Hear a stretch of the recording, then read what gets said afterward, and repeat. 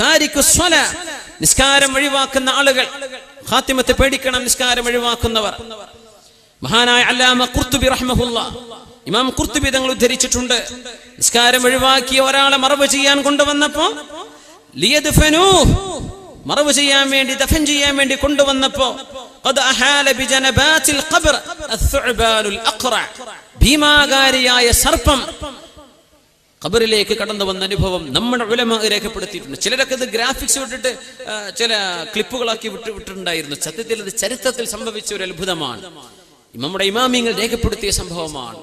ഒരു ഖബർ കുഴിച്ചു പാമ്പ്, അത് മൂടി രണ്ടാമത് കുഴിച്ചു, അതിലും മൂന്നാമത് കുഴിച്ചു, അതിലും. ഇമാമുമാർ പറഞ്ഞു, നിങ്ങൾ ഭൂമി എവിടെ കുഴിച്ചാലും അവിടേക്ക് അത് കാണും, അങ്ങനെ മറവ് ചെയ്തേക്കണം. അവനത് അറിയിക്കുന്നു, താരിഖു സ്വലാ, ഹയ്യ അല സ്വലാ, നിസ്കാരത്തിന് വരണേ എന്ന് അള്ളാഹുവിന്റെ പള്ളിയിലേക്ക് വിളിച്ചപ്പോ നിസ്കരിക്കാതെ നടന്നിരുന്ന ആളുകൾ ആകെ ഒരു ജുമുഅയെ ജീവിതത്തിൽ ഉണ്ടായിട്ടുള്ളൂ, അല്ലെങ്കിൽ 2 പെരുന്നാള്. ഇതല്ലാതെ 5 നേരം